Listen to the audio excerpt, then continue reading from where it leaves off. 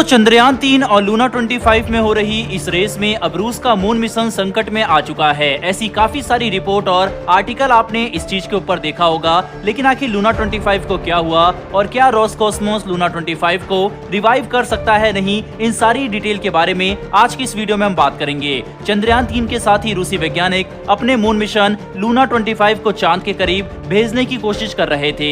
किसी दौरान एक घटना से रूसी वैज्ञानिकों में मायूसी छा गई, जिसके चलते लूना पर माइक्रो मीटेरॉइड के प्रभाव की बात सामने निकल कर आ रही है, जो अंतरिक्ष में पाए जाने वाले पत्थर और लोहे के टुकड़े होते हैं। लेकिन क्या इस प्रभाव से अब रूस का मून मिशन फेल हो जाएगा या फिर रूस दोबारा से अपने मिशन को चांद की सतह पर पहुंचाने की कोशिश करेगा?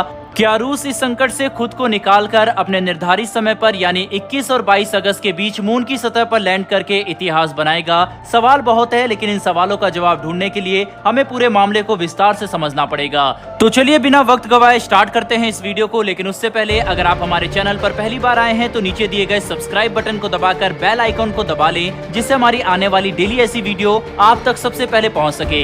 दरअसल दोस्तों, चंद्रमा पर लैंडिंग से ठीक पहले रूस के अंतरिक्ष यान लूना 25 को लेकर रूसी अंतरिक्ष एजेंसी रोसकॉस्मोस ने एक बड़ी जानकारी दी है, जिसमें उन्होंने बताया है कि लूना 25 ने चंद्रमा पर लैंडिंग से कुछ ही देर पहले इमरजेंसी की स्थिति की सूचना दी है, जिसके बाद रूसी वैज्ञानिकों के साथ साथ पूरा रूस परेशान हो उठा है। रोसकॉस्मोस के मुताबिक जब अंतरिक्ष यान लैंडिंग पूर्व कक्षा में प्रवेश करने की कोशिश कर रहा था, तब एक घटना घटी, जिसको रोसकॉस्मोस ने एक टेलीग्राम पोस्ट में बताया कि ऑपरेशन के दौरान लैंडिंग से पहले ऑर्बिट में ट्रांसफर करने के लिए थ्रस्ट स्टार्ट किया गया था, लेकिन ऑपरेशन के वक्त लूना 25 के ऑटोमेटिक स्टेशन में एक इमरजेंसी सिचुएशन उत्पन्न हो गई, जिसकी वजह से इसके थ्रस्ट को स्टार्ट करने की इजाजत नहीं दी गई। साथ ही रूसी अंतरिक्ष एजेंसी ने बताया है कि हम इस स्थिति को सही करने के लिए वारफुट पर नहीं जा सकते हैं और अब इसमें काफी वक्त लग सकता है।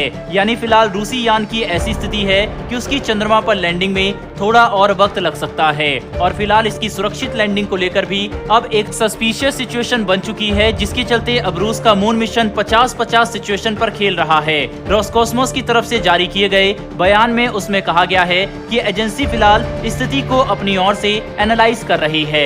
रूसी वैज्ञानिकों को शुरुआत में चांद की मिट्टी के रासायनिक तत्वों के बारे में जानकारी मिली थी, जिसके चलते शुरुआती आंकड़ों के आधार पर एजेंसी ने बताया कि लूना 25 पर हो सकता है कि माइक्रो मीटेरॉइड का प्रभाव पड़ा हो। माइक्रो मीटेरॉइड आमतौर पर अंतरिक्ष में पड़े पत्थरों या लोहे से टूटे हुए छोटे छोटे कणों को कहा जाता है।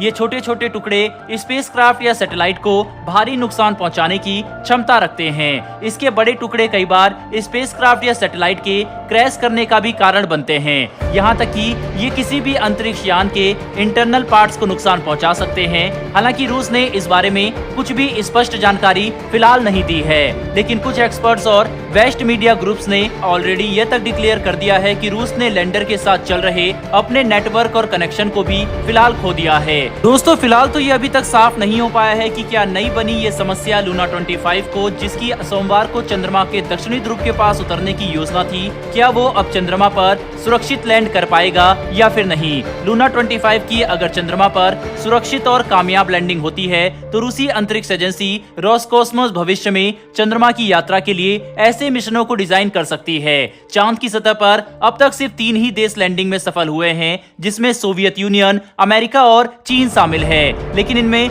कोई भी साउथ पोल नहीं गया है। और वहीं रूस और भारत अगर अपने इस मिशन में सफल होते हैं तो साउथ पोल पहुंचने वाले पहले देश होंगे। हालांकि रूसी मिशन का कुछ पता नहीं चल रहा, ऐसे में भारत के पहले पहुंचने की उम्मीद कायम है। चांद के साउथ पोल या दक्षिणी ध्रुव पर वैज्ञानिकों की एक अलग दिलचस्पी है, जिसके चलते भारतीय चंद्रयान 3 चांद के दक्षिणी ध्रुव पर लैंड करने के और भी करीब हो चुका है। बहरहाल दोस्तों, स्पेस के क्षेत्र में जुड़ी आपको एक और चौंकाने वाली खबर आपको बताते हैं। जैसा कि हम सब जानते हैं कि दुनिया में 4 स्पेस एजेंसीज सबसे ज्यादा फेमस है, जिसमें पहली अमेरिका, दूसरी रसिया, तीसरी चीन और चौथी भारत की है।